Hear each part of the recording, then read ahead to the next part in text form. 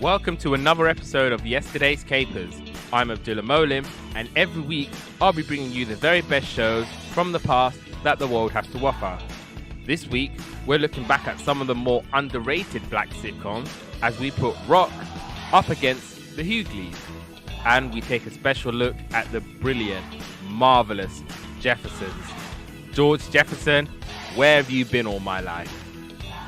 And without further ado, let's get started. And joining me as ever, it's producer Paul. Hey man, how's it going?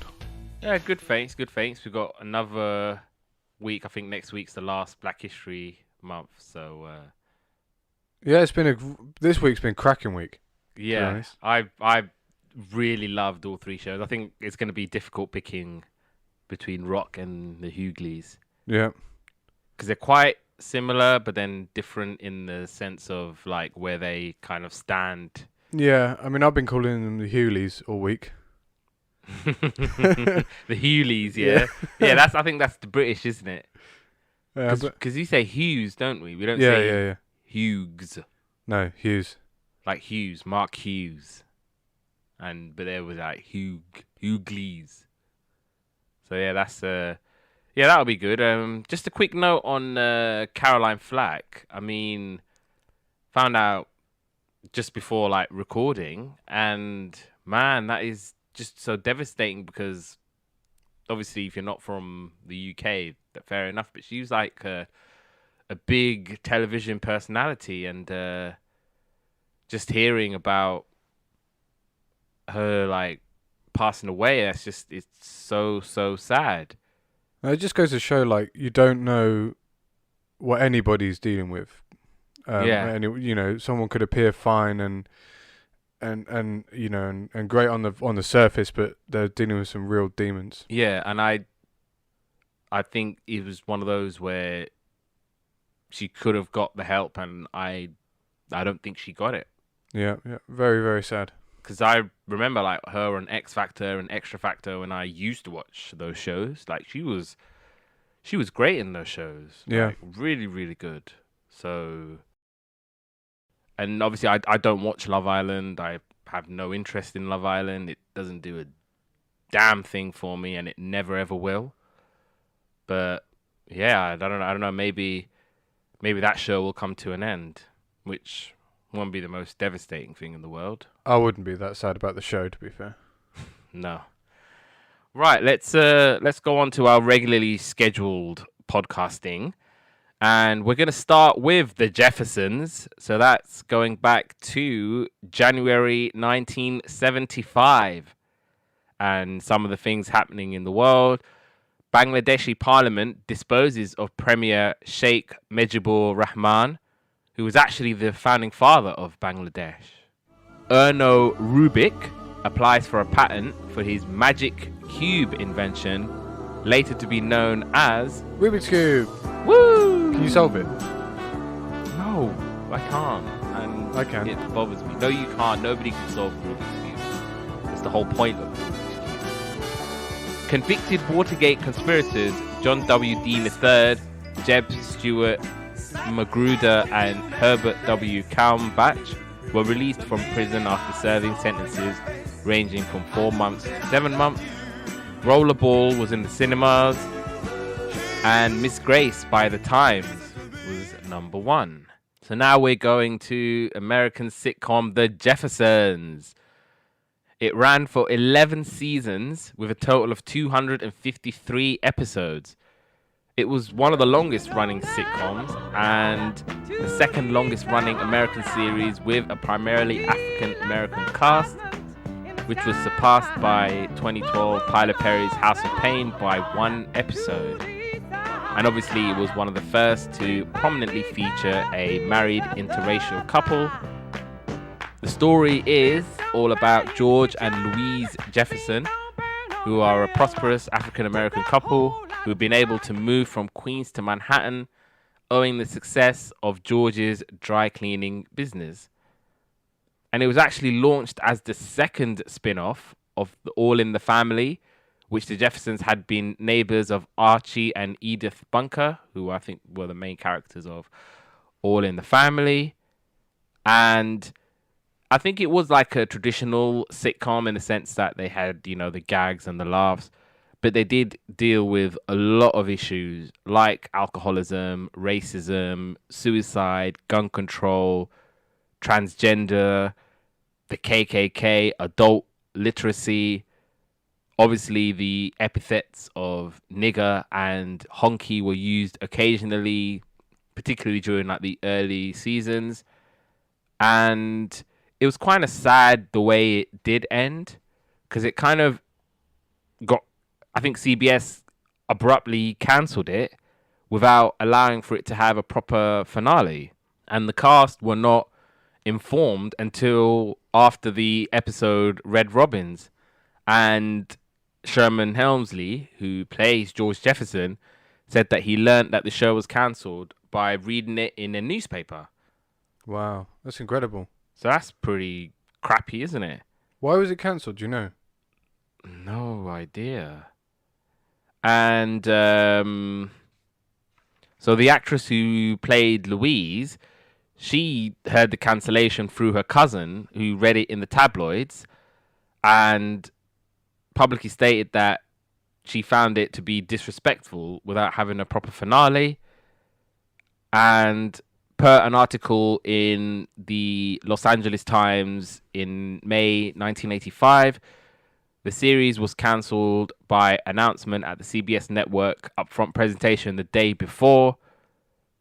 And yeah, as I was telling you prior to recording, that they make an appearance in the Fresh Prince of Bel-Air as themselves, and also Sherman Helmsley plays Judge Robertson.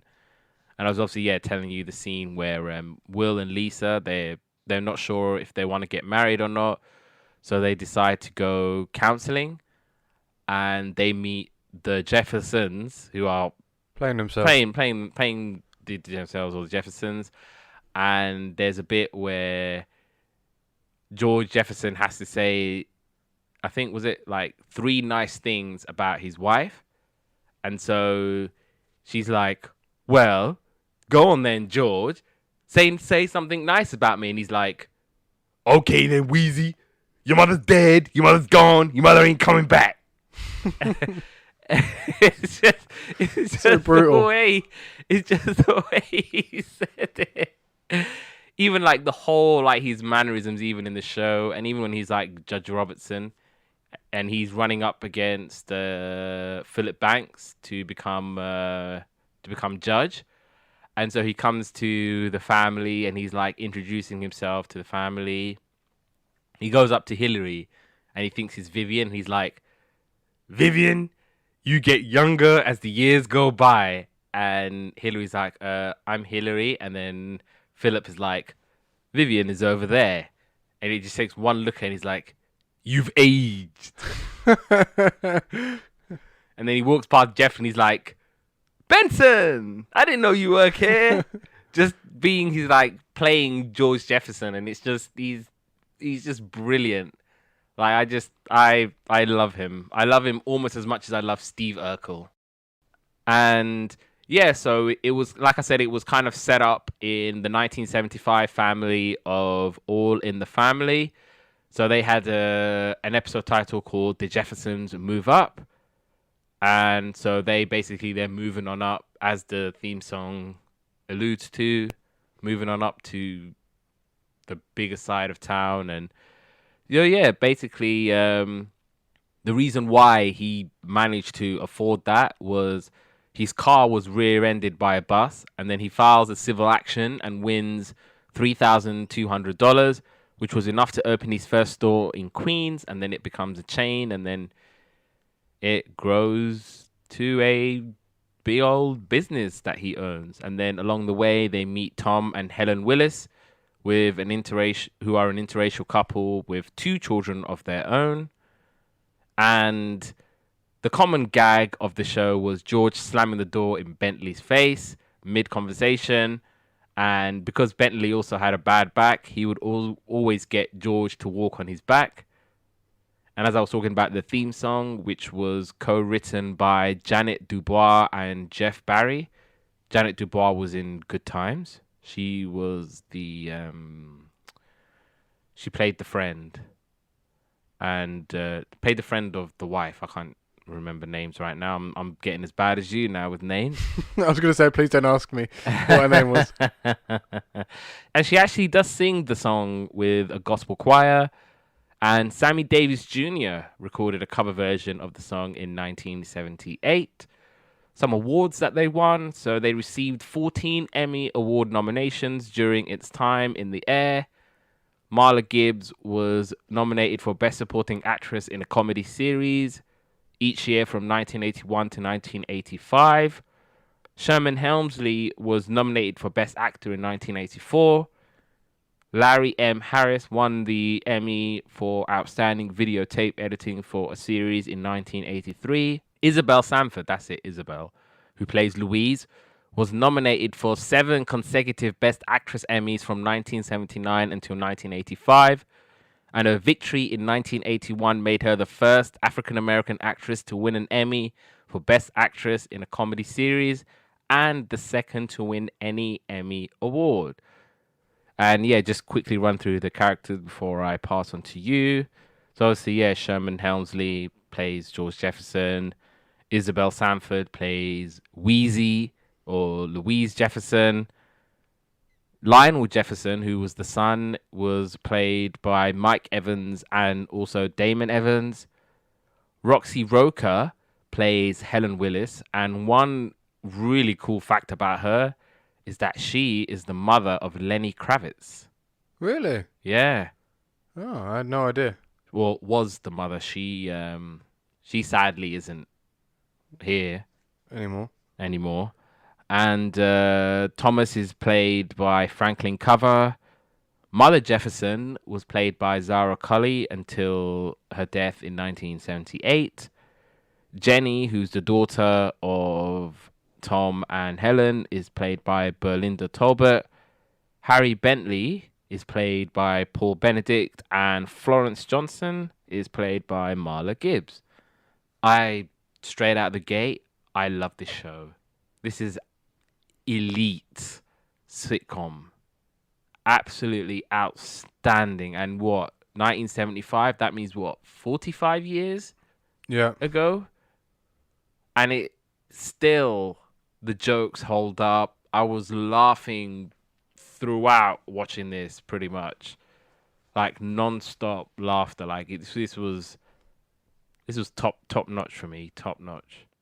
I think firstly I was just going to say, I like watching the shows and then listening to your run through of all the facts and stuff like that, because it gives like the whole show another kind of level. I really like the show. I'd never seen it before. Don't know if you'd ever. I mean, I've heard of the Jeffersons. I've heard of Moving On Up and the theme song. Like, I've heard of it, but I'd never actually. Yeah, I was aware of its existence, which is like more than you can say for the other 2 shows we're going to watch. Yeah. And the first thing that I noticed was how George Jefferson talks to his wife. Because it made me so uncomfortable. Like how we would like just straight up just like, you are such a modern man. No, yeah, but I was like, honestly, I sent you a gif of like the graveyard, right? Because I was like, this is where I'd be if I ever uttered any of these words to my wife. And I was like, damn. Yeah, listen here, Wheezy. I ain't gonna tell you again. You better get her out of the house before I do something about it. Don't make me lose my temper, Wheezy. That sounds like, I was a bit like, all right. But the show was really good, and I thought the one of my favourite characters was the is it Bentley? Bentley, the English guy. He just, there's no kind of real point apart from like comedy for him. Yeah. And it just comes in, comedy and relief, steals the scene, and then like gets the door slammed on his face. But I really enjoyed that. What do you want, Bentley? You know, I like the not the bellboy, but the guy that always comes up and gives like his laundry or whatever, and he's always asking for money. I didn't see that. Like guy. the guy who just comes in, and I don't know what the official title is, but it's not bellboy, but it's concierge. That's it, yeah. So he will come in, and like George will just be like, "Yeah, what do you want?" And he'd be like, "Oh, I got your dry cleaning for you. I've only managed to get half of it. The other half is downstairs. And he goes, oh, well, you can only have half the tip. It's just, but yeah, I love how belligerent he is. And because he's so short as well, so he's like always with the short jokes. Yeah. I love like the back and fro with Flo or Florence, who's like the maid. And I like that she gives as good as she gets with George. She'd be like, oh, when the doorbell would ring, she'd be like, oh, he'd be like, oh, get the door, Florence. And she'd be like, it ain't for me. You gonna get the door your damn self. Like, I just loved that whole interaction that they had. She was one of my favorites, other than George. Like, what's the name of the daughter of the interracial couple? What's their daughter's name? Because I thought that was Florence's whole Jenny, isn't it? Jenny. Okay, cool. That's just I had that mixed up. Florence was the maid. What was the other maid's name? In the first episode, there was like two maids. I don't remember her name, but obviously Florence was like the main one. You just know she's just the main kind of thing, and she's like another one who's like a scene stealer. Like, she would just steal the scene, and just it's great. And also there was another bit where there's like I think we'll talk about it with the episode's rundown. They basically mourn the death of Bentley's parakeet, and Bentley's like, oh, I'm gonna go get a black tie, and then George Jefferson's like, oh, why does everything negative have to be black? Black ball, black male, wearing black for a funeral. It's like, it's ridiculous. But he's like, and then Florence pipes in and goes, oh, and he's like, oh, nothing black is of value. And she goes, oh, well, when I got the blackjack in poker, that was $300 for me. That was valuable. When she just piped out like that. It's just like little interactions like that. Like, I thought the scripting was magnificent. The jokes were funny. They're still funny. I was just like, pretty much every scene I was laughing. Like, it was so good. I think like normally, like sitcoms especially take me a little while to get into. Yeah. But I didn't find that with any of the shows this week. I was kind of straight in there. Like, I know. Really enjoying it. I mean, like, once I got over the fact that, okay, that's just his character, and like, you know, the characters get their own back in their own little ways. Like, yeah. After that, I was like, oh, this is great. But I do think, obviously, if they were doing the Jeffersons in 2020, it would nothing of this. It wouldn't be broadcast. That's it. There you go. The thing is, like, you know, I think that a lot of things were just the world was a different place, and I think like they were still dealing with issues of like race and you know, sexism and stuff like that. Then. Yeah. And now we're on to a different battle, I think.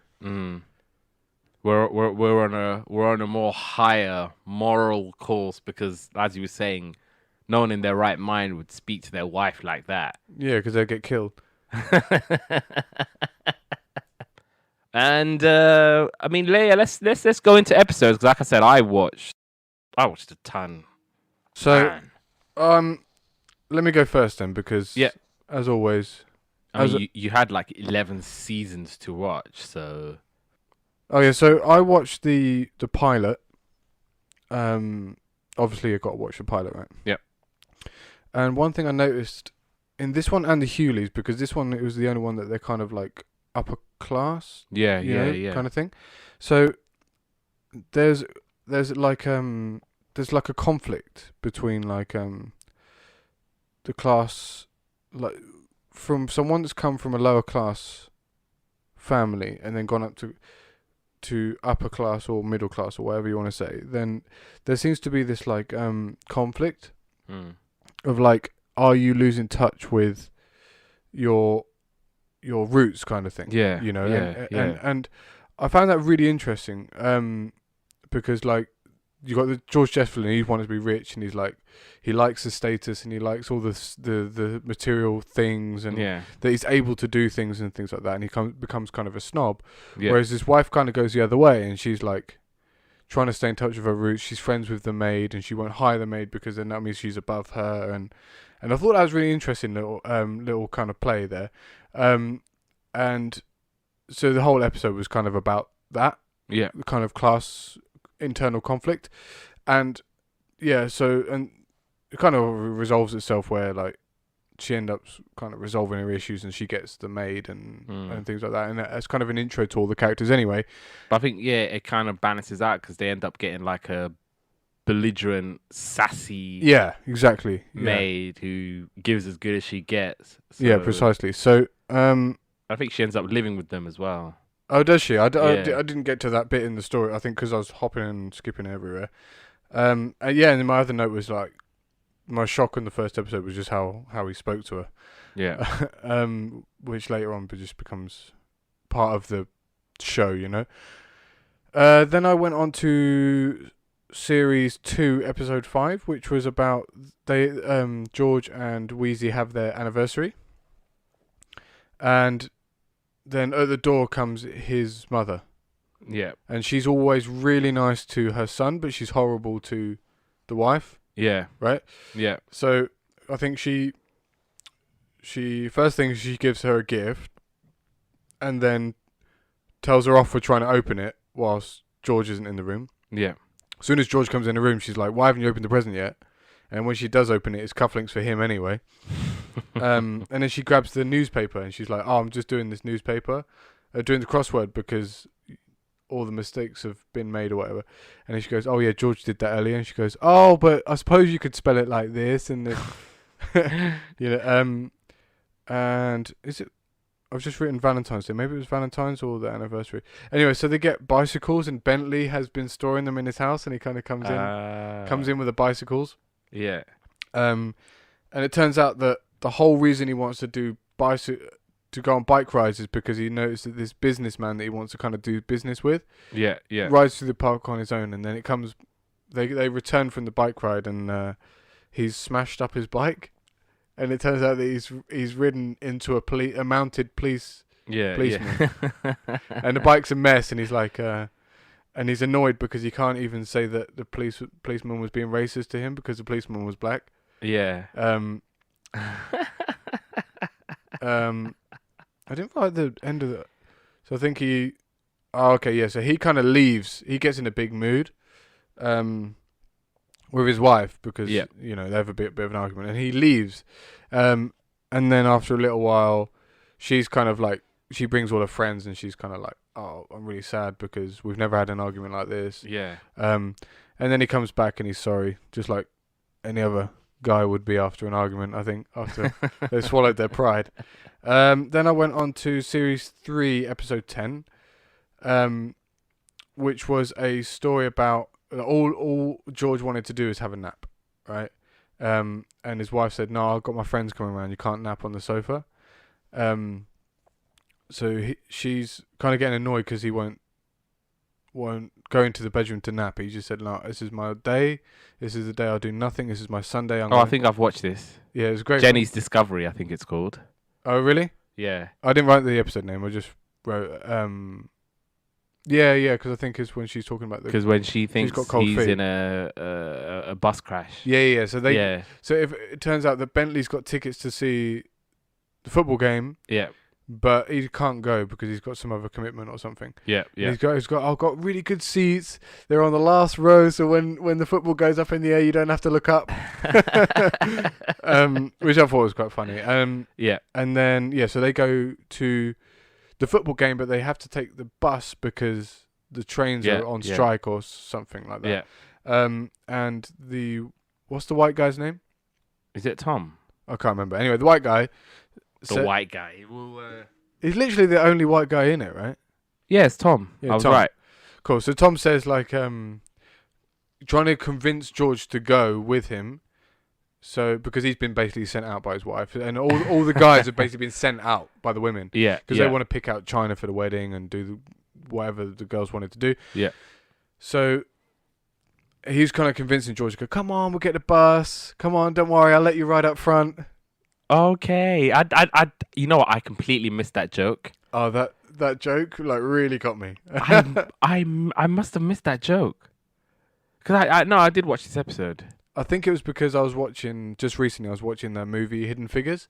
Right. About the women that were working on the Apollo mission. Yeah. You know, there was like all the segregation was going on was actually getting it was interfering with the missions.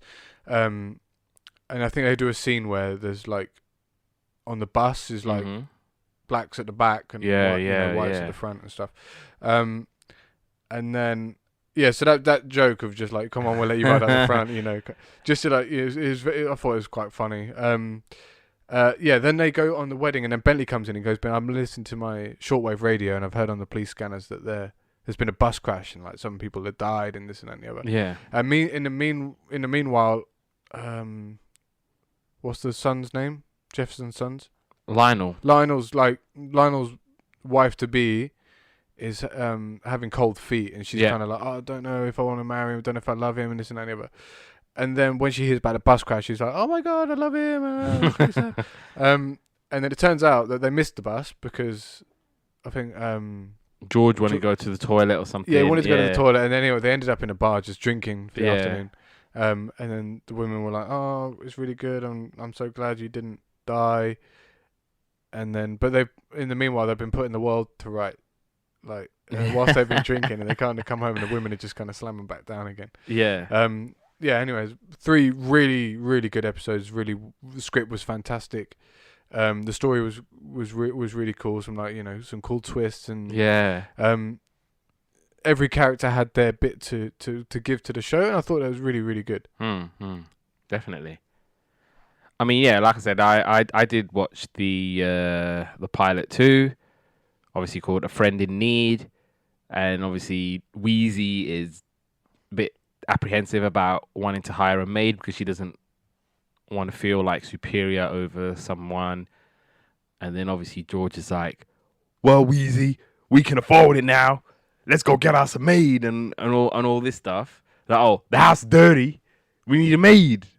And it's like, you're not going to do it, so we might as well just get a maid to do it. And then by hiring Florence, they learn that you can move on up without looking down upon others, because Florence, she will give as good as she gets, and she won't be treated like she's like serving. It'll always be, right, this is who I am, but if you give it to me, I'm gonna give it right back. I watched George's Skeleton from episode 6 of season 1. So this was basically, there's an old friend who comes to town, and he's threatening to expose an embarrassing secret of George's past unless he's paid in full.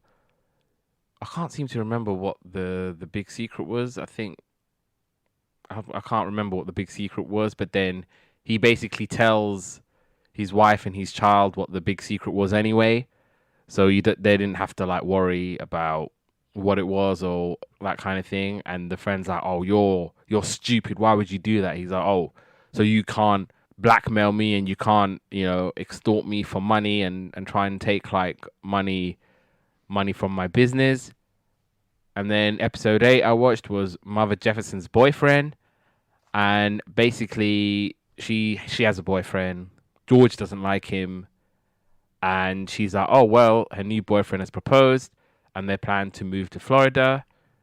Now, Louise is like really happy because she doesn't like how Mother Jefferson's always sniping at her, whether it's her cooking, whether it's what she's wearing.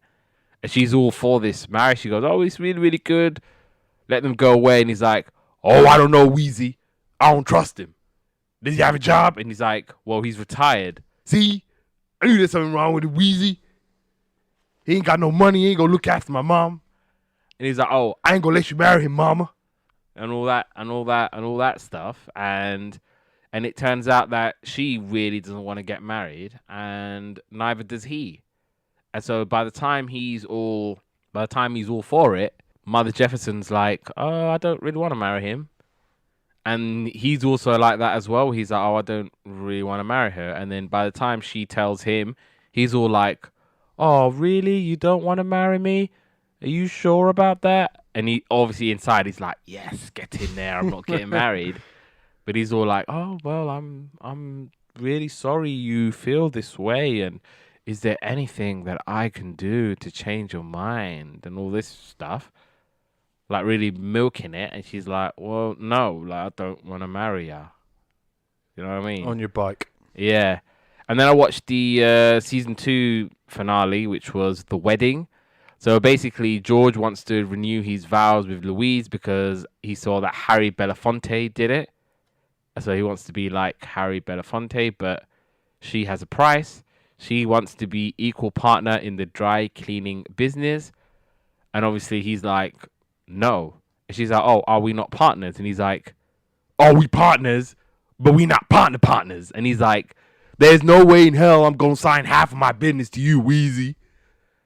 And he's like, stop fooling around. We got all these guests out there. Let's go and get married. And she's like, oh, I'm not going to marry you unless you agree.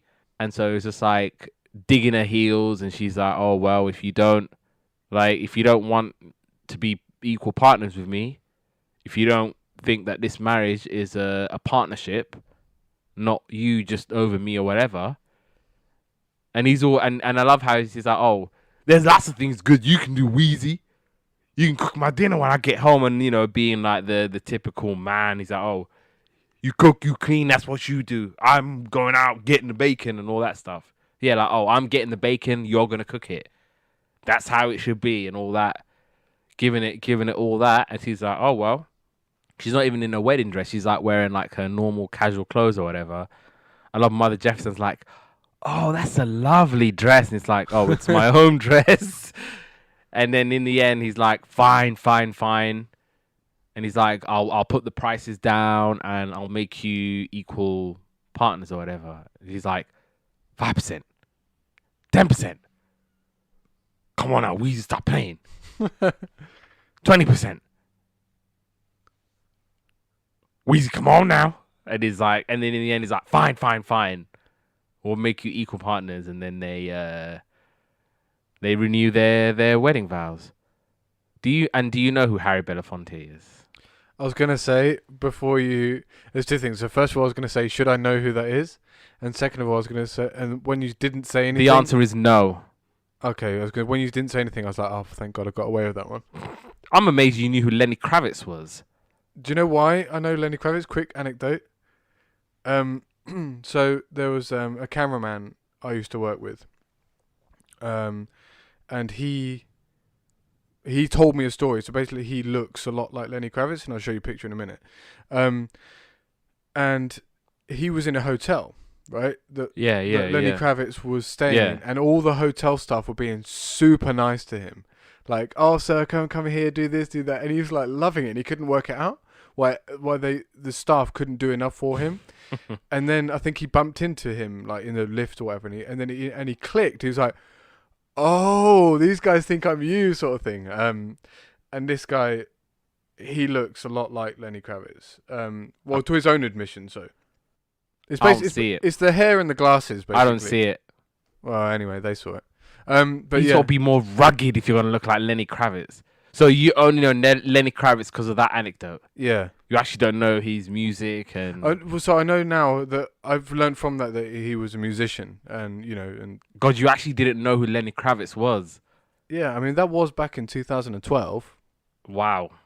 Yeah. I was gonna like say like that, but then once you said, "Oh, really?" I thought, okay, he might know who Lenny Kravitz is, but you don't know who Lenny Kravitz is at all. If it wasn't if it wasn't for that anecdote, you would not have known who Lenny Kravitz is. I mean, it was like 8 years ago that I learned who he was. That's ridiculous. He's been doing music since forever. Like, wow, you don't know anybody. If I was ever to do a celebrity podcast, you would be like the last person I'd book, because it's like you don't know anybody. You'd be like, talk about this person, who? I mean, it's the number ones. I mean, I did confess that. Forget the number ones for a second. Some of them I don't. You know what? Most of the times I don't know these songs. It's just that they were number one at the time, and I'll always give it a quick listen before. I did confess that music isn't my strong point on one of the other previous podcasts. No, but he's not just a musician. He's a big celebrity name. Like, maybe I get it. Granted, not anymore, but like, well, still, yes, Lenny Kravitz. Come on. Anyway, moving on. Season 3. So this is George and the President. No, whoa, who's I've forgotten his name.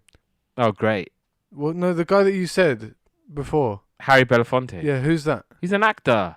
He's like a famous black actor. He's been in like tons of films. He's like what's the word? He's not groundbreaker, but like he's Harry Belafonte crawled so that okay. A lot of other actors could run, like black actors and what have you. So all right, I just wanted to know. That's who Harry bloody Belafonte is.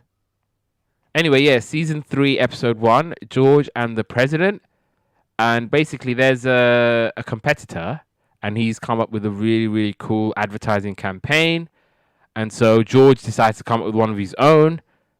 And he's basically claiming to be Thomas Jefferson's great-great-great-grandson. Obviously with the name Jefferson. And so he's dressing up in like colonial clothes. And he's like, oh, I'm the great-great-great-great-grandson of Thomas Jefferson. And basically the whole family are taking the mick out of him. And Jenny's like, so how does it feel like being a zebra? Because obviously he keeps calling her zebra. That's like his running joke to her because obviously she's got a white dad and a black mum. And he's thinking, oh, yeah, gave birth to 2 little zebras. And he's always just making jokes about that. And they're all like making fun of him. But he's like, oh, I don't care as long as this campaign makes me a whole ton of money and what have you. So yeah, that was a really fun episode. Obviously, we talked about Jenny's discovery. And season 4, I watched George's Legacy. So basically, he wants to be immortalized and he's trying to find a way to do it. And so he wants like a bust of himself.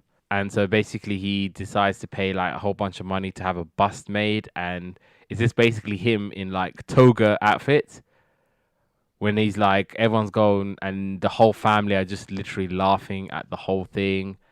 They're just like laughing at him. And he's all like, well, I really like it. It looks really good. And they're like, oh, but why are you wearing like toga? It's not in fashion. It's not been in fashion since the days of the Romans. And he's like, oh, well, fashion Wheezy.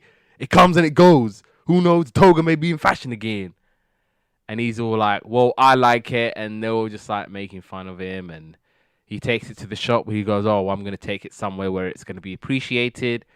So he puts it on the kind of like a mantelpiece or like a stool. And in the end, he ends up breaking it by just knocking it over. And they were like, oh, well, don't worry about it. You don't need a bust.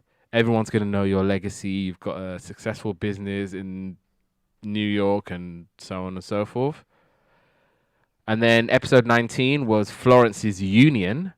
So basically, all of the maids, they kind of nominate Florence to be head of the maids union. And they want to hold a meeting in the Jeffersons' apartment. And then George, he's like, initially he's all for it. He's like, oh yeah, the maids have every right to want and demand like, the basic demands that they have and so on and so forth. And then when he finds out that H.L. Whittendell, who's like the guy who owns the whole building where they live, he's against it. And all of a sudden he's like, oh, well, you and me, we think the same. I don't want them to form a union. It's ridiculous. They shouldn't do it. And they're all like, oh, why did you change your mind? And he's all like, well, he wants to like suck up to Mr. Whittendell. He's like, oh, well, me and Mr. Whittendell, we're two successful businessmen and we all think the same and none of you maids deserve anything. And he's like to Florence, what are you going to make yourself useful? I'm going to make me a cup of tea. And she's like, oh, why are you going to make it your damn self? And they're all like, all the maids are like, oh, well, listen, shorty, if you don't help us and all this kind of stuff, we're going to come after you. And he's like, oh, who do you think you are? Like, oh, get out of my house. And so they all plan to have the meeting anyway. And so they try to get rid of George for the evening. I think they're like, oh, go and watch there's like a big boxing fight happening. And basically they're all going to host a meeting while George is away. And they're all like, they're struggling to get rid of him. And they all come in the house and they all go into the powder room. And they're like, hide, everyone quickly hide. And then he comes back and they're all like hiding in the powder room. And he's like, oh, what's going on? He's like, oh, there's nothing going on. What are you talking about? Nothing going on. And then he comes back because it was like a really, really short fight. And he's like, oh, what the hell's going on here? Like, who are all these people? Why are they all hosting the meeting at our house? And then Mr. Whittingdale comes and he's like, oh, what's going on here? Like, why is there a meeting? He's like, oh, well, I had no idea. They're all about to leave. And so in the end, Mr. Whittingdale's like talking to his own personal maid. And he's like, oh, well, do you want to keep your job? And obviously she's like, look, I've got kids in college. I can't afford to lose this job. And so she ends up leaving with Mr. Whittingdale, and then all of a sudden George just stands up for all of the maids, and he's like, oh, well, if they want to have their meetings, they can have it here anytime. If they want, they can have it at the shop. They can have it wherever they like. They have every right to want better things and so on and so forth. And then Mr. Whittingdale's just kind of like, oh, okay, fine, like, whatever, I'm just going to go. Which goes to show that he can be a nice guy sometimes. And then season 6, episode 1, I told you I watched loads of these. The announcement. So basically, Lionel and Jenny, they basically have some news that Jenny's pregnant.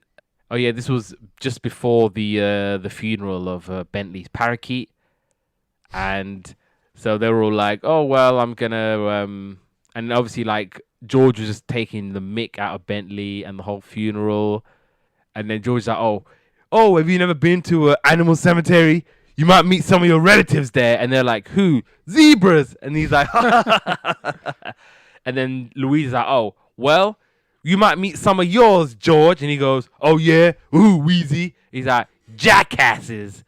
And obviously you got the crowd going, "Woo!" and all that laugh tracks and what have you, and so on and so forth. And then before the funeral, Jenny tells, who does she tell? She tells her parents that, oh, look, we're having a baby. And Lionel's like, look, it was his idea to like not tell George, because it's like if you tell George, all he's going to do is just going to make fun of the baby, saying, oh, he's a zebra, he's this and that, and whatever. And then they're all whispering. And obviously Florence finds out, and they're like to Florence, look, you can't tell anybody. And then basically Florence is like, and then Louise is like to Florence at the funeral, oh, what are they whispering about? She goes, oh, they're whispering because Jenny's about to have a baby. And then Louise is like, what? And then Florence is like, oops, I wasn't supposed to say that. And then I don't know how. And then in the end, George finds out because he overhears, and he's like to them, oh, why didn't you tell us? Why didn't you tell me? And all this stuff. And then Lionel's like, look, I didn't tell you because of the way I am. And he's like, what do you mean the way I am? And he goes, oh, you're just going to make jokes about the baby's race and all that stuff. And basically he meets Jenny on the roof, and he's like, look, you know, it doesn't matter what the baby's race is. He's like, I've always liked you the best in terms of like all the girls Lionel's brought home. And he's like to her, look, maybe it's time you stop calling me Mr. Jefferson. And she's like, oh, what do you want to call me? Dad? He goes, no, call me George. And so that was a really nice moment between Jenny and George. He's like, look, I'm going to always be there for your grandfather. I mean, for my grandson. Sorry. Yeah, I'm always going to be there for my grandson. And she was saying, oh, you're going to make a really good grandfather. And yes, they have a lovely moment on the roof. And I watched an episode called My Hero. And so basically George is basking in the limelight because he saves an elderly woman from a mugger, and he basically apprehends the criminal that does it. But then the criminal escapes custody, and he's basically going after George. And so George gets a bodyguard to like look after the house. And the bodyguard is very like overprotective. He's like almost like breaking Louise's hand when he's shaking it. And he's like, oh, my name is Hugo. I don't like people making fun of my name. And he's like telling Louise, oh, Louise, don't do that. Don't make fun of his name. And he's like, Florence, you know what he loves? For you to make fun of his name. He's like, oh, anybody who makes fun of my name, I'm just going to crush them. And so he's basically hanging around with them. And then basically Louise is like, oh, they've caught the criminal again. Then you don't have to have him around anymore. And so he's like, okay. And then he has to go to court to testify. And then he's basically going, Hugo, maybe come back and accompany me to court. That was another really fun episode. Guess who's not coming to dinner? That was the last episode I watched. And so basically they're trying to like host a surprise party for Florence to like appreciate her, and they consider her to be one of the family, one of their mates. But obviously they have to try and get her to come to the house. And so they make up all this kind of stuff. They're like, we're having a dinner at Tom's house. And they're all like, oh, well, you are invited, but we want you to serve. And so she's like, oh, you want me to come to serve? She goes, and then they're like, yeah. And then you could have dessert with us. And obviously she's thinking like, oh, why am I going to come up there and serve and whatever? And basically the kind of the backdrop of the story is that George buys this $500 bottle of wine, and obviously he goes, oh, it's so that it's classy. It's classy to have a bottle of wine. And then obviously Louise is like, why would you spend $500 on wine? And he's like, oh, it's for like classy events, classy joints. People are going to think we're classy. And then he's like explaining to her that, oh, you don't tell people it costs $500. You're like, oh, if you're asking what the price is, then it obviously means that you can't afford it. And so he puts it on the mantelpiece. He said, oh, this is for special occasions. It's very, very classy. And because Florence is really, really upset, the concierge guy comes up and they're basically drinking the wine, the $500 wine. She gets really, really drunk. She's like, oh, I'm going to go up there and I'm going to give all of them a piece of my mind. And she's basically going up there all drunk. She's like, oh, I can't believe you'd ask me to serve. How could you treat me like this? This is awful of you to do that. And then and then she realizes, oh, there's a cake going. Oh, we love you, Florence.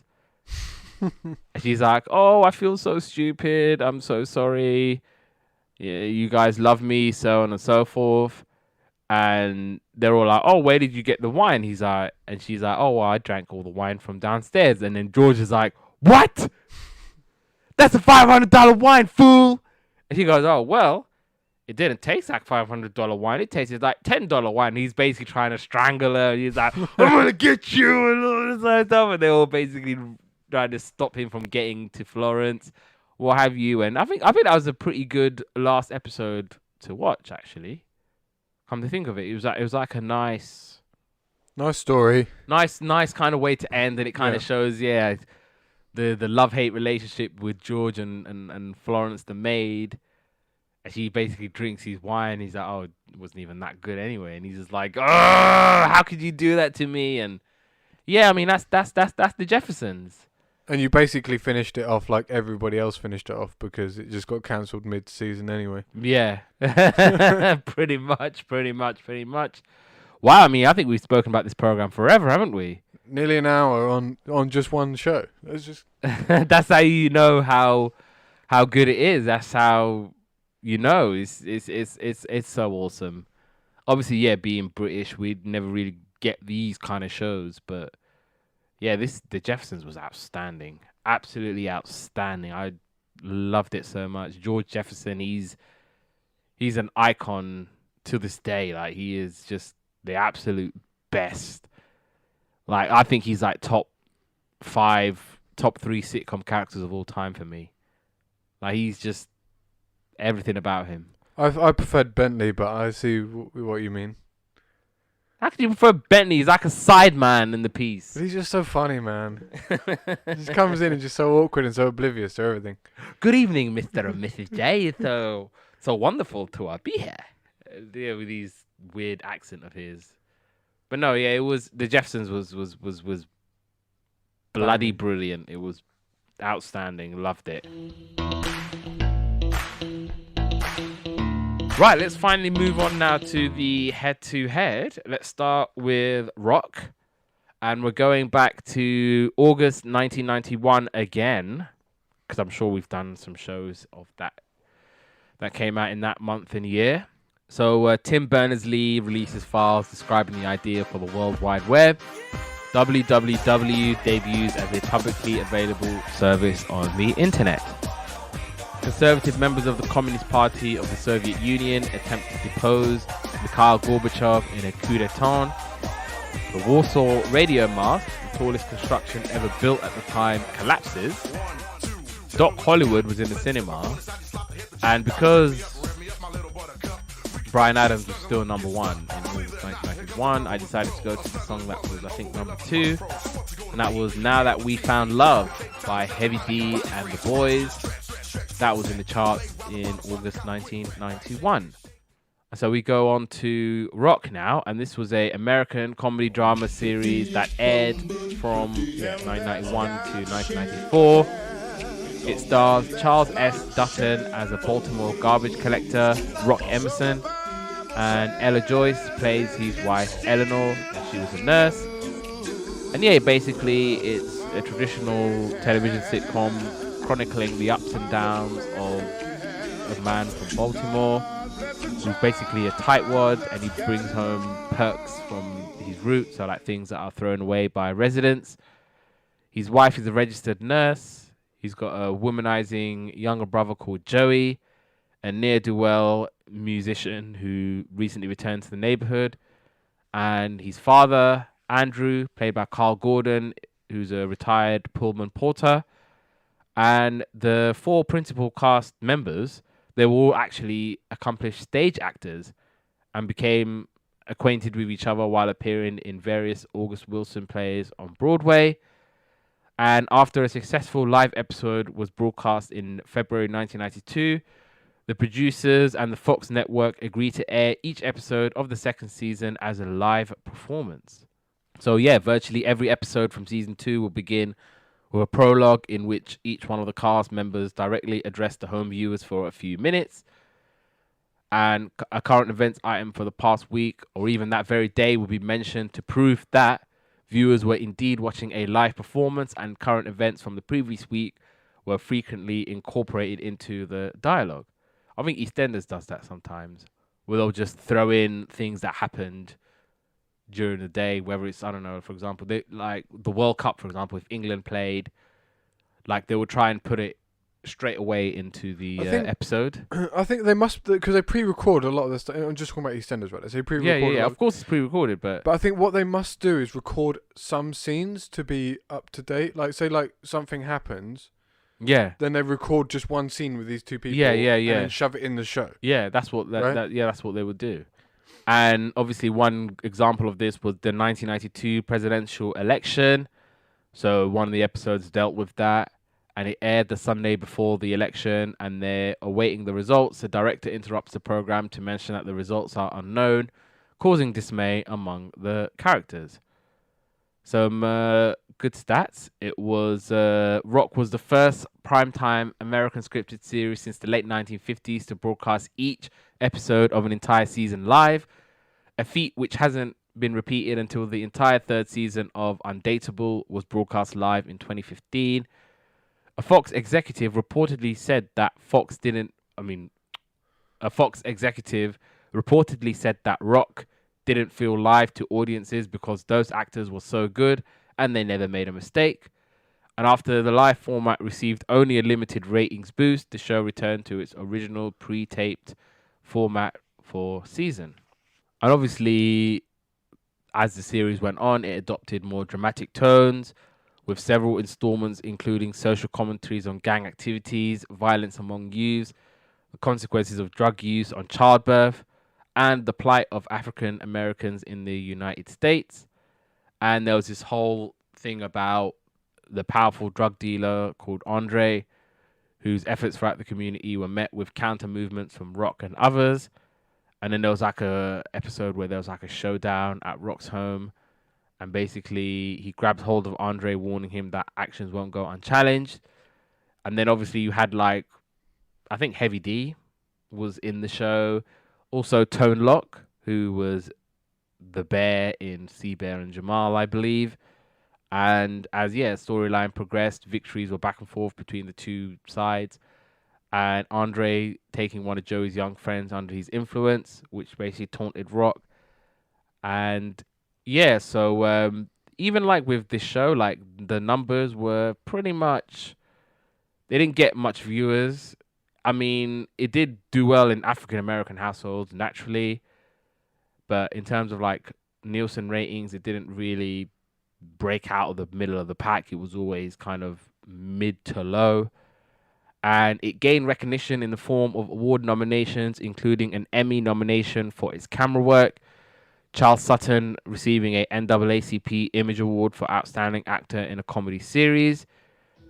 The theme song began as God Bless the Child, performed by a cappella singer Jerry Lawson, who was the lead singer of The Persuasions, and 3 unknown studio singers. And then it was eventually replaced with Live Your Life Today, who was performed by the girl group En Vogue. I know you don't know who En Vogue is. So En Vogue is an American R&B pop vocal group, and the lineup consisted of singers Terry Ellis, Dawn Robinson, Cindy Heron, and Maxine Jones. The group has won 7 MTV Video Music Awards, 3 Soul Train Awards, 2 American Music Awards, and received 7 Grammy nominations. December 1999, Billboard magazine ranked the band as the 19th most successful recording artist of the 1990s. They ranked as the 2nd most successful female group of the 1990s. In March 2015, Billboard magazine named the group the 9th most successful girl group of all time. 2 of the group's singles ranked in Billboard's most successful girl group songs of all time. So Don't Let Go, which was probably like their most famous song, which was number 12. Hold On, which was number 23, and of course My Lovin', You're Never Gonna Get It. That's another huge song of theirs. And they were actually in the show. They played a girl group called the Downtown Divas. Just a quick note about Charles Dutton. He's had quite the tumultuous life. So when he was 16 in 1967, he got into a fight which resulted in the death of a man. And Dutton was saying that he basically was self-defense, and he pleaded guilty to manslaughter in 1967 and was sentenced to 5 years at the Maryland House of Correction in Jessup, Maryland. And basically, I think he served another 7 years because he got into a fight with the warden. And basically, he's like, look, I served in jail for 3 years for killing a black guy, but I'm serving 8 years more for attacking a white guy in a jail. And then in 1984, he made his Broadway debut in August Wilson's Ma Rainey's Black Bottom, and he won a Theatre World Award and a Tony Award nomination for Best Actor. And then obviously he came across doing this show. Ella Joyce was playing Eleanor Emerson, who's basically a night shift nurse at Harbour Hospital. Joey Emerson, he's basically the freeloading trumpet-playing brother, played by Rocky Carroll. And Andrew Pop Emerson, who's basically Rock's widowed father and a retired railroad porter. And it was played by Carl Gordon. And like I said, En Vogue were the Downtown Divas. So Rock, again, this was another show that struck a chord with me. I really liked it. Liked the jokes that were being told. I like how when Joey comes back in the pilot episode, and he's like, Joey, yay! And then basically his wife's like, oh, don't you want to say anything more to him? He's like, where's my money? Yeah. I love that so much. Where's my money, Joey? Yeah. He's like, all those presents that he was supposed to give to his dad that, you know, Rock signed on behalf of Joey. And so the dad was like, oh, thank you so much for all those presents you gave me. You didn't forget and all this stuff. And he's like, I did that, not you. I thought it was really good, and I thought like on that same episode where he gives him like $20, or was it $50, whatever it is? Yeah, he puts it straight on a horse. But the horse comes in, so I thought that Rock was really good. Like the budget seemed to be quite low. Yeah, like, I'm not sure if you noticed the picture was like almost black and white. Yeah, it was the film stock they were using or what? Because I didn't realize it was like 91. I thought it was much earlier than that. Yeah, it did have a feeling of it being from a long time ago. Yeah, it did, right? But I thought the show itself was like really, obviously it's kind of very basic. There was like just taped shots of exteriors, and then just single, sometimes another room of like studio. Yeah. Right. So it's kind of very basic, very low budget stuff. But I thought the script was fantastic, and it was really well written and delivered. Like everything about it, and even like the actors, they all like trained doing the whole live performances. So yeah, when you said that, just in the notes there, I kind of figured because it's like there's very little props and very little to go on. yeah, You know, but they are performing to an audience, and I think that probably yeah. it suited them. I think. I did notice. I mean, it's not very like noticeable, but there would be like bits where, not like forgetting their lines, but it would be like it would just be like a little. It would be like a little quick. So the story today is about blah, blah, blah, blah, but it's very very small and subtle, and you don't really notice it, except for me. I noticed it, but no, it was really really well done. And when I think of like they did it for like a whole series with a live audience, that is. And normally they would have like a good 20, 25 episodes in a series back then. So they managed to do that with all of that. So I thought that was pretty darn impressive. I think like having worked in live television, like the thought of doing anything live is like is an incredible feat. Now add live drama to that, and like the whole studio kind of setup where you've got to move props, you've got to move cameras, because it's not just like it's not just the actors that have got to be in the right place and learn their lines. Yeah, the cameramen have to be in the right space, in the right spots, getting the right shots. The director has to be making sure that every shot he calls up by the vision mixer is spot on. You know, there was no like missed shots with sometimes like with like the director can say like for example ready camera one, take camera one, and camera one has just started to frame up a shot, and the vision mixer has just cut it.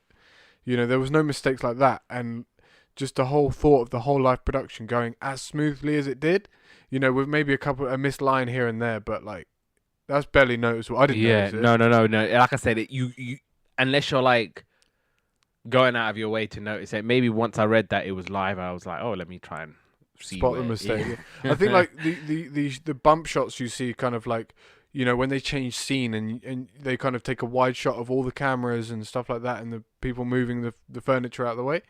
I thought those were quite a cool like passing of time, but then for me it didn't retract from the story, because sometimes like that like the whole point of television, right, is the suspension of disbelief, right? Yeah, so you exactly. don't ever take away from the viewer that moment that they're in. But what I found really really really good and kind of like odd in a way that it worked was the fact that they retracted you from the story immediately. Yeah. They show you the cameras and the fact that people are moving sets out the way, and then bam, they're straight back in it, and you're not anymore like, you're not disengaged, you're still straight back in there. And I thought that in itself was a very effective piece of filmmaking that, like, you know, can go unnoticed. I think trust you to big up the backstage production and really emphasize their role. It's not just the actors, it's the cameramen, it's the vision mixers, it's the producers, it's everything that goes with it. Because y'all don't get love. Like, I'm gonna be honest, because obviously I'm more in front of a camera guy than behind. I'm just like, you're just taking the glory. Make sure I look good, make sure my mic is on, and y'all do you in the background, whereas me in front, and everything that goes with it. But no, that's a really good analysis and breakdown of the functions and how they were for one whole season doing a whole live piece. And like I said, it wasn't anything that they did that stood out to be wrong.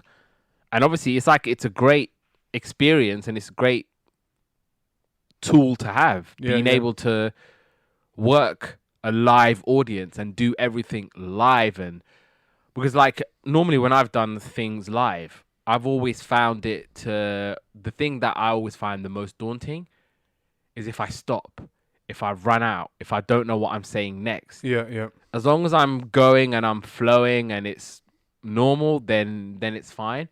It's the bit like the pause, the stop.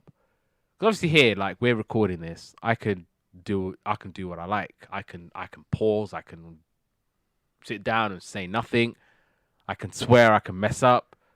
It's fine. I can just fix that all in post. But there is no post if it's live. Yeah, so that Like, you're kind of out there. We live, baby, and there's nothing you can do if it goes wrong, or if you forget a line, or if you're thinking to yourself, "Oh God, I'm running out of road, I'm running out of paper, I'm running out of words," and yeah, like to I always think, yeah, don't think.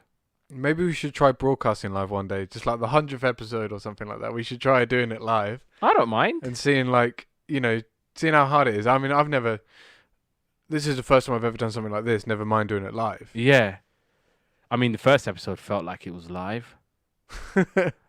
I mean, damn, the first episode that felt like live, because it was like, oh my God, this is the first time I'm doing anything like this. Yeah. You know what I mean? But like I have had experience of like doing things live, like going. I think Facebook Live was probably the last time I did something where it's just like, yeah, you got to say something now, and you just got to make sure that you don't have anything not to say. Yeah, exactly. Otherwise, it's gonna look really, really daft if you're just sitting there in silence thinking, I don't know what I'm about to say next. I don't know what I'm gonna say. I think it's like to be able to talk like that live, and when the kind of red light comes on and you're there and you're out there. I think to be able to carry on in that kind of environment is like an incredible feat. Definitely, and yeah, that's one big compliment I have to give to those guys. Like they did their job and they did it brilliantly. And obviously, yeah, as I said, it didn't really make a difference to the rating, so they just went back as is to their regularly scheduled programming of just doing it without the live audience. So episodes. Let's talk about episodes of this show. What did you watch? Well, you did the pilot already. Yeah. It was kind of about the wife's birthday and the introduction of like all the characters. Mm-hmm. Then I went on to episode. So I'm not sure what season it was, but it's episode 20 where they started kind of moving outside. So obviously he's a bin man, right? Right. And he's in the kind of depot, and he has to mentor. I've watched this one, A Piece of the Rock. Yes, but then it turns out it's a woman. Yeah. And everyone's kind of freaks out. A young Tisha Campbell Martin. Yeah, My Wife and Kids. Yeah. Actress, right? Yeah. So I was like, first I spotted her straight away. I was like, oh wow, like someone I know. I'm amazed you know her. I've seen My Wife and Kids is great. So no, it's not. But we'll get to that during the next. I think My Wife and Kids. I will talk about them and talk about the Hughleys, but yeah, I think it's overrated. Okay, fair enough. But I mean, we'll get to that. I liked it. Yeah. So the whole story is about she comes in, and then it's kind of like he doesn't think a woman can do the job. Turns out she's fantastic at the job, but she takes a shine into him. And no one believes him when he says like, "Oh, this woman fancies me, and she won't leave me alone. What do I do?" And everyone kind of just like boys him off. Yeah. And he tells his wife, and his wife comes in and tries to beat her up, basically. Oh, that's cool. Yeah, I thought it's quite nice. Then I watched episode. So I didn't know about they did a whole series, so I kind of I've written a few notes about them doing a live, because they did a kind of live bump shot at the beginning. So not bump shot, kind of live intro. Oh, I didn't see you there. I was kind of doing my thing and this and that and the other. So I thought it was quite cool. Basically all my notes were about it being live, and we've already spoken about it. But yeah, it's kind of the one where they have to go up to the loft, and they're clearing out the boxes. But in the boxes are like things that they remind them of different times and whatever. And the whole point is they're looking for a mouse, to get rid of.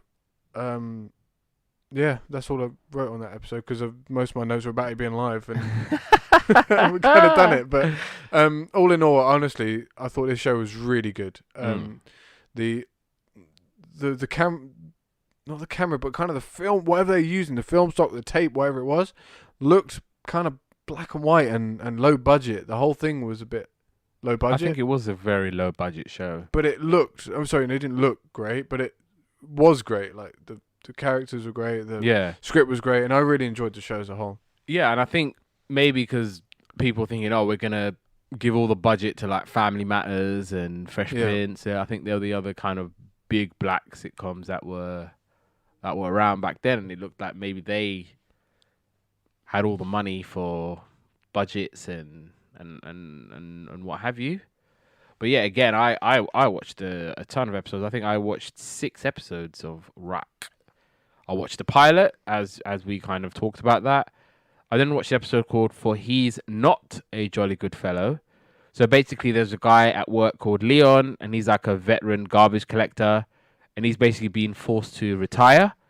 And basically Rock is trying to comfort him, and he's basically thinking, right, I'm going to throw him a retirement party because I think that's going to be a really, really good way to show him how much we appreciate him. But Leon is very bitter because I think he's a widower, and he's become really, really alone and bitter about all the years that he's not been with anybody. And yeah, so they're basically having a retirement party to basically show him, look, you've got mates, we love you, we care about you, and all that jazz. And basically Rock's father is hurt by the idea because he never had a retirement party when he retired. And he's like, look, I done spent 35 years as a train porter and nobody ever threw me a party. And basically Leon's like, he comes to the house and he discovers they're all like going, surprise, woo, woo, woo. And he's all like, oh, you didn't do this for me. You did this for you. You don't care about me. You don't care. He goes, all you just want is to like people to like you and people to see you in a positive light. He's like, I know your game. Like, I know you're trying to like mug me off. He goes, I'm not gonna have it. And he's like, you could shove your retirement party where the sun don't shine. And yeah, as I think we kind of mentioned briefly, a piece of the rock. And basically Angela Kimbrough, who's a trainee, she's like this, good looking, beautiful woman, young. And basically he's worried that he's going to be too distracted. And she's basically as strong as all of the other male sanitation workers. And she's basically like to Rock, oh, I'm really, really attracted to you. I don't really care that you're married. And he's basically trying to tell his family, and no one believes him. And she's basically paying up to it. And he's basically like, what's your deal? Like, what's your problem? And then his wife, I don't think believes him, but I think turns out she did. And she was like basically waiting in the background. And she's like, oh, you better keep your hands off my man and all that jazz. And he was like, oh, so you didn't trust me to handle the situation on my own? And she's like, you forgot your lunch, mate. That's why I'm here. It's just with the bag like that. So that light relief comedy, that's always great. She's like, yeah. He goes, I'm confident you would have handled it on your own. And then he was like, yeah. I'm gonna make sure she gets a transfer out of here, and she'll never be seen again. Watched a couple from season 2. So $1 Million Brother. So basically, Rock is offered a deal by a rich white businessman to become partners in a waste management company. But then Rock realizes that he potentially could be going into business with a racist. And he only wants to use Rock for PR purposes. And basically, when he's talking to this guy, he's coming up with every racist trope conceivable. He has something to say about Mexicans. He has something to say about Jewish people. He has something to say about black people. He has something to say about just about everybody. And Rock confronts him. And he's like, I think you're a bigot. I think you're a racist. And he's all like, no, I'm not. I don't see race. I'm colorblind.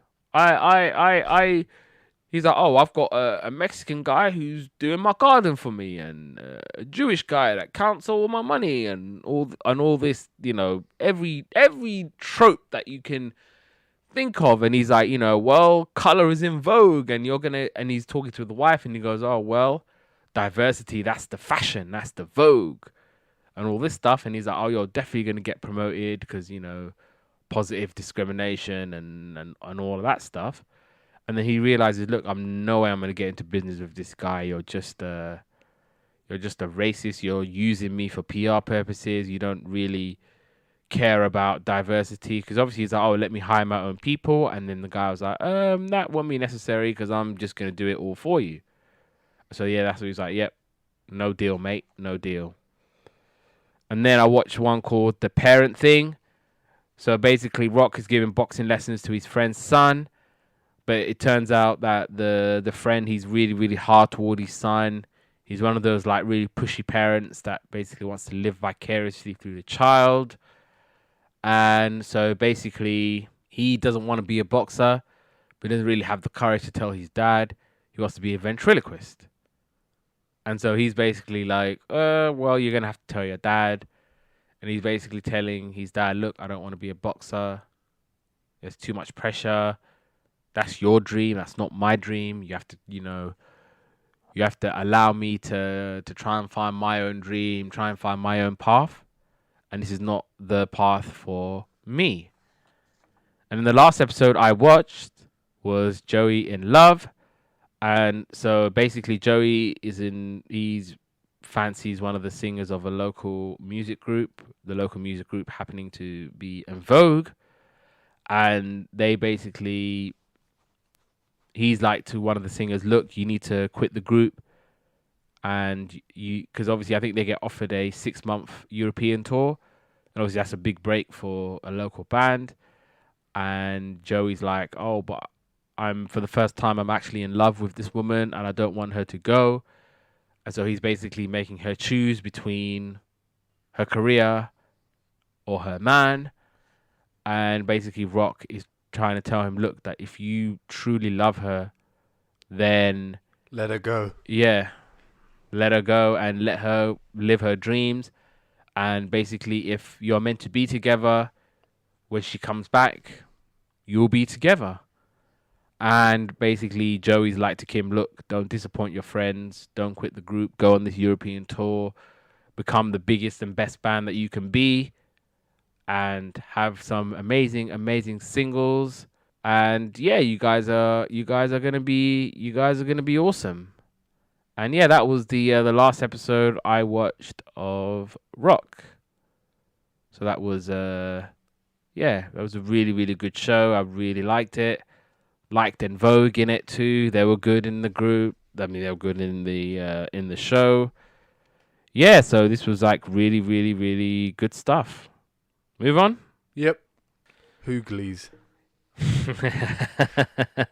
Yep, that's right. We're going on now to the Hughleys, and we're going back to September 1998 again. I think this is like the 7th program that we've done in September 1998. Got to find out why September. Have to find out why. It can't be a coincidence. Top of my head, that's when the school year starts. Obviously, kids come back after school. Brand new show. Boom, we're going to put these out. Yeah, I suppose if... That's a theory I have. I'm going to find out. But this is a potential podcast in and of itself, right? September. But yeah, some of the other things happening in September, which I'm sure I didn't mention before. The government of North Korea adopts a military dictatorship on its 50th anniversary. The Cuban 5 intelligence agents are arrested in Miami and convicted of espionage. The agents claim that they were not spying against the United States government, but against the Cuban exile community in Miami. Iranian President Mohammad Khatami retracts a fatwa against Satanic Verses author Salman Rushdie that was in force since 1989, stating that the Iranian government will neither support nor hinder assassination operations on Rushdie. Rush Hour was in the cinemas, and because we'd done pretty much every song that came out in September 1998, I decided to go with the number 2 song, which was Everybody Get Up by 5. So this was in the charts in September 1998 and was probably number 2 behind any of the other songs that we'd already mentioned in the charts. So yeah, the Hughleys, or the Hughleys as we're saying, because we're British. It was an American sitcom that aired from September 98 to May 2002. And it starred comedian D.L. Hughley as the main character, Daryl Hughley, so he's basically playing himself. And Yvonne, his hardworking wife, and they moved their family from the inner city to suburban LA. And yeah, the plot is involving the successful vending machine business owner moving his family from a South LA ghetto to West Hills, which was a predominantly white neighborhood in the San Fernando Valley. And Daryl and his family are trying to adjust to living in an all-white area, trying not to forget who they are, where they came from. And yeah, they befriend their neighbors, Sally and Dave, who are the polar opposite of Daryl and Yvonne. And the story has many racial themes that are usually comedic, as Daryl makes fun of other races, especially his white and Korean neighbors. Just a quick note on Daryl Hughley. He's best known as the original host of BET's Comic View from 92 to 93. The eponymous character, obviously the Hughleys. And he's known as one of the big four comedians in the original Kings of Comedy. The other three, including Steve Harvey, Bernie Mac, and Cedric the Entertainer. Quick rundown on the characters. You got, like I said, Daryl Hughley, who's playing himself. You got his two children, Sydney and Michael. Yvonne, who plays his wife. Dave and Sally Rogers, who are the next door neighbors. And then you got Millsap, who's like the best friends. Now, where did you recognize Millsap from? Millhouse. No, where did you recognize him from? Which one was Millsap? Millsap was the friend, the bald guy. Oh, the one that just... Is he the one that just said, like, in the first episode, he's like, You're going white. Yeah, but where have you seen him from? I don't know, man. He was Overton in Living Single. I can't even remember Living Single anymore. No, I know, but I can't remember, because remember there's that one where... The Black Friends. There's a guy, I liked him, and I thought he was really funny, and you hated him. Black Friends. It's basically a group of people. It starred Queen Latifah. Yeah, I remember it, but I've forgotten which one. Because we watched loads of very similar shows like that. All right, never mind. You don't know. Right. Let's talk about this show now. Phones down, Paul. Phones down. I'm just checking him. Phone's down. Sorry. Too late. You don't know. My phone's down, sorry. I'm paying attention. Talk about the current show now. That's my go. Can I pull my notes up? So the first thing I noticed was that the cameras and the... Because I watched this straight after The Rock, the cameras and the picture quality was amazing. So that's the first thing I noticed. It wasn't that amazing. Well, but then if you're comparing with The Rock. Yeah. As opposed to that, yeah. Yeah, so obviously, like you said, it was kind of like a they kind of move, and this is when I started to notice about the classism thing. Yeah. And how the conflict between, you know, the black culture and money. Yeah. Is they feel like it's conflicting. Yeah. With it. Yeah. I thought that the show was actually really good and really well done. I wanted to ask you a question, right? Because there's a white lady outside, right? And I think both of them kind of... He gets the wrong end of the stick of what she's asking him, but I wanted to get your opinion. Yeah. So, obviously, like, kind of the social, like, faux pas is that the black guy is there to do a work he can't possibly be living there, right? That's kind of what they're playing on. And the lady, so she asked him to move the trash from wherever it was to the end of the driveway so it would get picked up. Yeah. And I think that she was doing it, asking if she was kind of just a rude old lady. Yeah. Or she was just an old lady that can't do it. I think that was the whole thing. Yeah. So that was the kind of thing. But I wanted to ask you, what would you do if that happened to you? Like someone kind of just assumed wrongly of what you were doing? I mean, it's a good question. Because especially someone old that you kind of have to automatically respect. I think I would just do it. My initial instinct would just be to do it. It wouldn't be, oh, this old lady thinks. Yeah.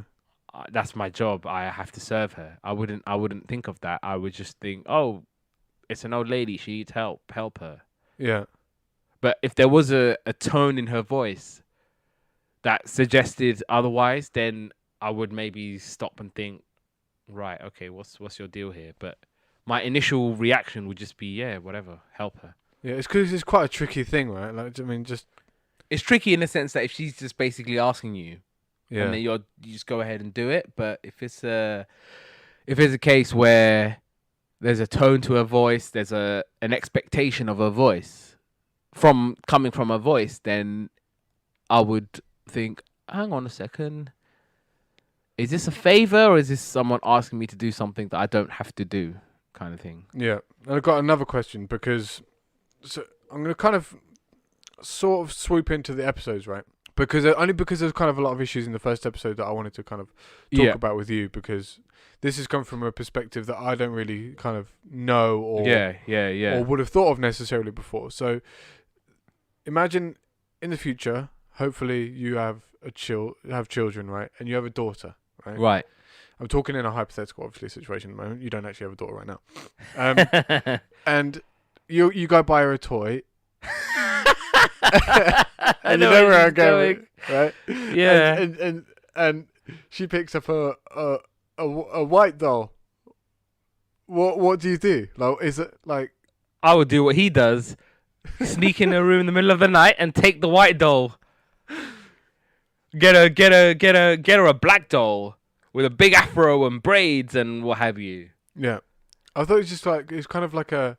No, I don't know. I don't want her to not know her roots and where she comes from. That's always going to be the most important thing. Like, she's going to be taught that she's a black woman, and that in an ideal world that she would want to relate and she would want to gravitate towards things and characters or things that look a lot like her. Yeah, because I think like from obviously what this girl in the first episode, the girl's kind of like has been socially conditioned to think to relate to and to want to aspire to the white doll, right? Which is kind of why she wants it in the first place. I'm guessing I kind of just put in. I mean, that makes a lot of sense. So so I just kind of wanted like the conflict inside of you. You're thinking, actually, no, like I want you to be like this, but the girl's kind of like this. And very tricky situation. I thought it was very like a very sensitive and very serious problem that was like wrapped up in this comedy genius. And I thought it was really, really good. And also his then shame of like when he doesn't even want to take the doll to the till. He was going to take it to the white girl, and the white girl's no, I'm done. Yeah, and he has to take it to the black girl, and she's like, it's just little things like that where I thought this show was criminally underrated. Yeah. I think one of the most underrated shows we've done so far. Definitely. I'd say that without any hesitation. Actually, Rock and the Hughleys for me are two amazing, underrated all the shows this week, honestly, were fantastic. Yeah. And obviously, being from here, it's like we never got these shows when we were growing up. Yeah. We only got the ones that really were amplified in magnitude. So, like My Wife and Kids and Fresh Prince. That's what we only really got. Yeah. And I did like Fresh Prince of Bel-Air, but I liked My Wife and Kids. I did, but I don't think it was as good as people made it out to be. No, but I think it's like you actually hit on a really good point. So, like, our English black sitcoms and TV shows, I'm pretty sure are non-existent. Pretty much, right? Yeah. Maybe that we spotted there were two, right? Well, we did Ka-Ching, didn't we? There was and then Ka-Ching obviously the Desmonds. The Desmonds. Yeah, that's the one. And we I'm pretty sure we struggled to think of any more. And we got a very watered down version of what America had to offer. Because we had terrestrial TV, and when digital TV came out, we had. Well, apparently Trouble used to show all these shows. Trouble, that was the one. I forgot. Yeah, Trouble that doesn't exist anymore, right? No, I don't think so. But Trouble shows a fair amount of these shows. Yes, we had Trouble, Comedy Central now. Yeah, Boomerang. E4 maybe. No, E4 never used to show nothing. They'll just show Friends, so they'll show like the big shows. Yeah. But yeah, anyway, it's few and far. We got a very watered down version of what America were offering for sure. But no, like in terms of like obviously black sitcoms and comedy shows, like obviously it's stacked. There's so many out there to like watch and to choose from. So there is scope where the Hughleys and Rock can get missing in the shuffle because there's so much to choose from. You're like, man, what am I gonna watch? What I'm gonna watch this. I'm gonna watch that. You know, it's just you don't really know what to do with yourself. But I do think this is like the way I think My Wife and Kids is overrated. This is underrated. Yeah. I completely agree. I mean, I never even heard of this show. No, like not even like an idea about it. And when I watched it, like it's like I said with I think it was the Jeffersons as well. Like And even The Rock, to be honest. Like, normally it takes me a long time to get into these shows. Yeah. And it didn't take me long at all. Yeah. I was straight in there. Yeah, like I think like Daryl Hughley is so funny. Yeah. Like he's just like the timing, the comedy, the jokes. Like everything about this show was just, it was so good. It was so funny. I really enjoyed it. Really laughed at all the jokes. Again, the script writing was great.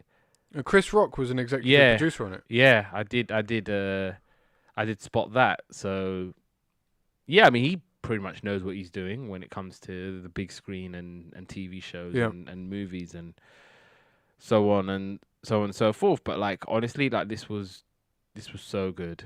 Yeah, I agree. Episodes? Yeah, let's go for it. So we did the first one, right? So when the pretty whole, much, it's kind of all about the finding out how your lifestyle now fits into where you came from, right? Yeah, and Millsap's all like, "Oh, you're on a slippery slope to losing your blackness," and then obviously he's going to the shop, and then she's buying a white doll, and he's like, even with the neighbor, he's like, "I'm not really sure what to say because I don't want to say the wrong thing," and all this stuff, and he's like, "Oh, you just think I'm just a poor black guy who shouldn't be in this neighborhood," and he's like, "No, that's not what I think, but what I think is like he's always putting his mouth in it. It's just like, just be quiet, don't say anything." Kind of thing. Yeah, so first episode was very, very good. Yeah. But I thought as a pilot, or I think it was a pilot, right? Yeah, so it was the pilot, so it sets the tone. And yeah, I thought it set it really well and and introduced characters perfectly. I thought really, really successful. Even the kids were funny. Yeah. Then I watched Series 2, Episode 1, Young Guns, which... I watched Young Guns too. It was kind this was an excellent episode, I thought. I thought another one, and then another decision to break the fourth wall at the very, very beginning, the kind of prologue or whatever, to the episode. I thought it had nothing to do with the episode whatsoever. No. But it was funny, you know, kind of making fun of the fact that a lot of TV shows have to sell out and change their ideas if they want a second series and if they want more money from the studios. So basically, they turned the wife into some random white girl. Yeah. And then there's a couple more things, but that was just kind of for a joke. So the episode was actually about guns and gun crime, right? Yeah. So there was So they're considering putting metal detectors. Yeah. So it starts off, they're kind of like putting there's been a shooting. Yeah. I think in another school. Yeah. Right.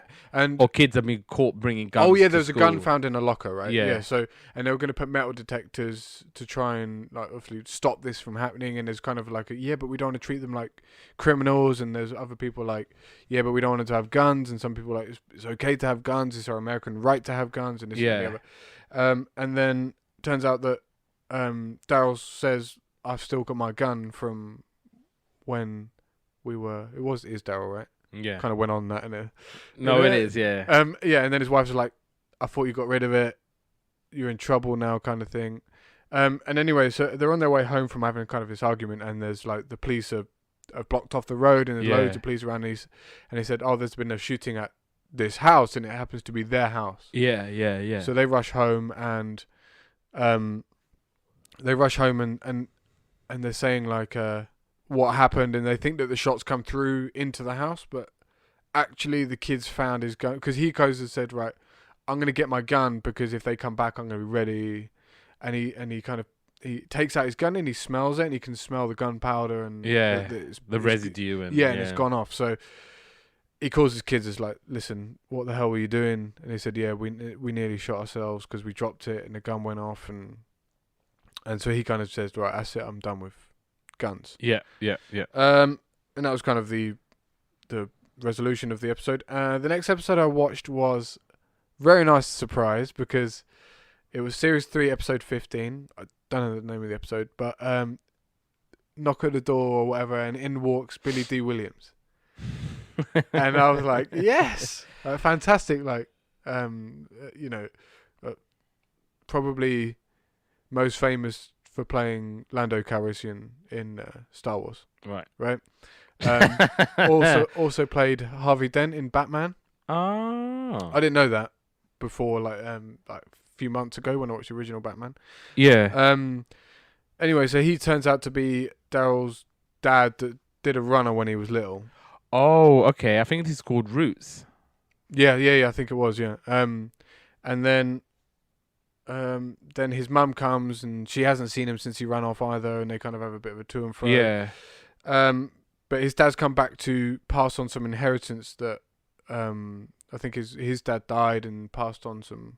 Yeah. He had like a vineyard that was passed down to Daryl, and he had to pass it on. And then it turns out that they see their mum. He sees his mum and his dad in a hotel, and he thinks that they're kind of getting together, but they're actually discussing something. Yeah. And it's kind of a thing like, oh, they're getting back together and this and that and the other. Turns out that's not the case, and they're just discussing some of the inheritance and what to do about certain things. And then at the end of it, Billy D. Williams teaches him to ride a bike because he didn't do it when he was little. Yeah. Oh. That was quite sweet. But, yeah, so I kind of made it sound really boring, but it was really fun. No, it was good.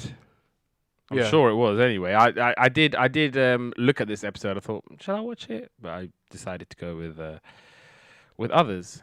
Yeah, that's me done for the 3 that I watched. Oh, very nice, very nice. So I watched season 1, episode 4, Class Clown, and so basically Daryl, he's a big joker. He likes to tell jokes, and he finds out that his son Michael is the same. So he's going to the school because I think Michael forgot his lunch. So he's like literally sneaking around, and he's like seeing Michael telling jokes, even though like Michael's really clever, and he's like, "Oh look, you need to stop telling jokes." And basically he walks into the classroom and he's like, "Michael, stop acting a fool and get on with your work," kind of thing. And then so he's like to Michael, "Look, you're the only black guy in the school. You're representing all of us. You're representing your whole race. You need to stop acting like the fool. Otherwise, that's what everyone's going to think of black people. They're going to think that they're all stupid." And so Michael decides to not tell jokes anymore, and he's becoming like really boring and vapid and just like lifeless. And so I think the compromise was, look, Daryl's like, "Look, I see you're getting an A in history, but you're getting like a C in maths." So he goes, "Oh, basically you could tell all the jokes you want in history. When it comes to maths, you better be quiet and take care of business," kind of thing. So that was a really, really, really good episode. Obviously, we talked about Young Guns. And then episode 3, Honey, I Beat the Kids. So basically, Michael's misbehaving, and basically Daryl gives him a spanking. And then Daryl's basically learning a lesson about raising children, and that's not necessarily the best way of raising your kids if you're like spanking them all the time or beating them all the time, because you don't want them to be afraid of you. That's not the way to like get respect. And yeah, that was an interesting story. And then I Love You, You're Fired. So basically Daryl's assistant quits and Yvonne fills in, and basically their working relationship quickly deteriorates because Daryl's basically like to her, "Look, my assistant gets me sandwiches. Go get me sandwiches." She's all like, "Well, no." And he's like, "Oh, well, if you're not going to do your job, I'm just going to fire you." And basically, I think Daryl's mum in the Hughleys is also Florence in The Jeffersons. Oh, really? The same actress, yeah. I did not notice. I did look at her for, oh my God, is that... I can't think of her name off the top of my head. I was like, oh my God, is that Flo from the Jeffersons? And it turned out that it was. And basically he gets security on his wife, and he's like, "Security, get her out of here." And they're basically carrying her out, and he's basically taking a picture of her. And then he goes back home and he's like, "Look, I'm sorry about what happened. I got a little carried away. I don't want us to like affect things." And he's like, "This is what happens. Maybe we shouldn't mix our work and home life together." So that's how that kind of came to an end. And yeah, the last episode I watched was The Thin Black Line. So basically, Yvonne's cousin makes a documentary of the Hughleys. And in the documentary, the actual filmmaker is always like dropping subtle hints that he could be selling out by moving to the white suburbs. And within this film, Sydney gets into a fight with girls at school, like black girls at school, because they think that she's all white or whatever. And then Sydney's all like, "I don't talk like that, do I?" She's like, "Oh, you ain't one of us. And then Sydney's like, oh, don't you mean to say you are not one of us? And he's like, no, I meant you ain't one of us. And then Sydney's like trying to fail her exams on purpose because she doesn't want to be seen as being too clever. And basically Daryl is like, look, to the filmmaker, like, he goes, look, what do you want to do in life? He goes, you want to make a big film? You want to make a lot of money? He goes, what are you going to do? Are you going to stay in your neighborhood? Or are you going to try and move to a nicer apartment and want a better life? Don't you want that? And so in the film, he's basically telling Sydney, like, look, you being black, that's enough. Like, don't worry about anything else.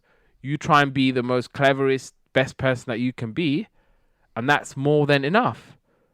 And so in the film, they basically, you know, learn the lesson about how they can balance their blackness as part of being in a new kind of neighborhood. And there's like, you know, really funny clips where he's making the kids wear like African clothings during to dinner. And they're like, oh, we don't really like this place. Can we go to like a Chinese restaurant or like a really fancy restaurant? They're like, no, we're going to go to this restaurant instead. And he's just all like, oh, well, and he's like making them all wearing all clothes like dashikis. And he goes, oh, we're going to go on holiday. And they're like, oh, to Disney World? And he goes, no, we're going to go to the motherland. And the kids are like, are we going to grandma's again? And he's like, no, we're going to go to the motherland, Africa. And he goes, oh, can we go skiing in Tanzania? And he goes, no, we're not going to go skiing in Tanzania. He goes, we don't go skiing, do we? And the white couple, it was so funny. They were like, oh, they've got a swimming pool, but they don't really use it. And they were all like, what do you mean? And he's all like, I'm really, really sorry. That's not what it means. Like, apparently there's a thing about black people can't swim. I was not aware of this. Yeah, it's like a thing. Yeah, like black people can't swim and black people don't like the water. And so that kind of made him look like a complete and not a tool. And so he had to like do a whole statement going, oh, that is not what I meant. That's not what I mean. Like, this is, you know, you're twisting my words. It's coming out all wrong. And one episode I did remember watching, but I didn't make a note of it, was basically they're talking about secrets and how, like, you know, couple, like, they're saying, oh, who lies more, men or women? And they're all kind of arguing amongst each other, going, oh, men argue more or women argue more. And they find out about each other's secrets. So Daryl, he's got like this nice fancy watch. Like, Yvonne has got a credit card of her own. I think Dave's got like a motorbike. And basically, Sally didn't have a secret, but she had like this letter, and she was writing a letter, and I don't know, I think it was meant to be for Dave, but Dave misconstrued it as being for something else. And so they're all like, oh, well, we've all got these secrets and lies and whatever. And it found out that Millsap, he basically stores everybody's things in his garage, and he basically gets money out of them all. So, like, one of the neighbors had, like, Dave had his motorbike. Someone else had, like, their jet ski. And he's just like, oh, white people. Cashing in. Yeah, he's just basically cashing in. And he's like to Daryl, oh, if you want to hide something in here, you let me know, brother. I got you. I got you. And he's like, oh, no, I don't want to hide anything. You know, I'll wear my watch in front of my wife when she isn't looking, and all this kind of stuff. And yeah, that was a really, really fun episode. And we've now got to choose. Do you want to go first? See, this is a real pick'em. I will go. Okay, I'll go first. I'm gonna go with the Hughleys. Why? Because this was, like I said, it was criminally underrated. Like, obviously, okay, I didn't hear a rock either, but with this show in particular, it struck a chord with me. Like, D.L. Hughley, like, he's so funny. He should be where Chris Rock and Chris Tucker are, or where Kevin Hart is, or whatever big comedian is out there. He should be up there with them. There's a reason why he's one of the kings of comedy. He did a sitcom. It was very, very good. It was very, very funny. Yeah. I was laughing nonstop with this. And so, yeah, I'm going to go with the Hughleys or Hughleys. Hughleys. For the first time in 2020, I'm going to disagree with you, and I'm going to go rock. Ooh. I found rock to be more... don't get me wrong, because so this week was one that they were both fantastic. Like, I can't... It was real pick'em. Yeah, it was a real pick'em, and I just felt like I found the rock more charming and kind of just more like more sweet kind of thing in some way. I thought like there's some real like it's really tricky to choose between them, but I just felt like I connected more with the rock than I did with Hughleys. Okay, fair enough. That's a pretty good explanation, to be fair. But yeah, like both shows, all three shows this week was magnificent. Completely agree. Go out of your way to watch them. They're all available on the interweb somewhere. But I mean, we spoke for nearly 2 hours on all three shows this week. I know that should give you just an example of just how good they are. Like, I can talk about the Jeffersons for another 2 hours and do more George Jefferson impressions and "You my wife, Wheezy." And on that belligerent note, I think it'll be a good place to bring it to an end. And Yesterday's Capers is available wherever you get your podcast from. So go out there and listen to it. Like, share, subscribe. Tell your mates, and listen to it. And we're available on the socials. On Instagram, it's Yesterday's Capers 1. On Twitter, it's Yesterday Capers. I'm on Instagram at Abdullah_Moallim. Twitter, it's Abdullah Moallim, all one word. Give me a holler, give me a shout. And join us next week for the last Black History Month episode of Yesterday's Capers. Oh, one more thing before we just quickly.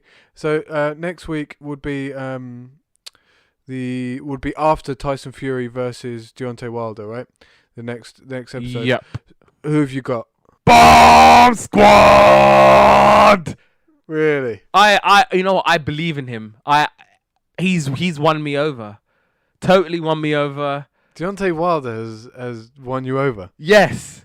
When he did that interview with Radio Raheem talking about how he shouldn't have to explain the complexities of race. And he's like, to this day, that won me over. Like, I was like, I'm fully subscribed to the Deontay Wilder. And he's got that one punch. Tyson Fury has to box great for 12 rounds. Deontay Wilder just needs one punch.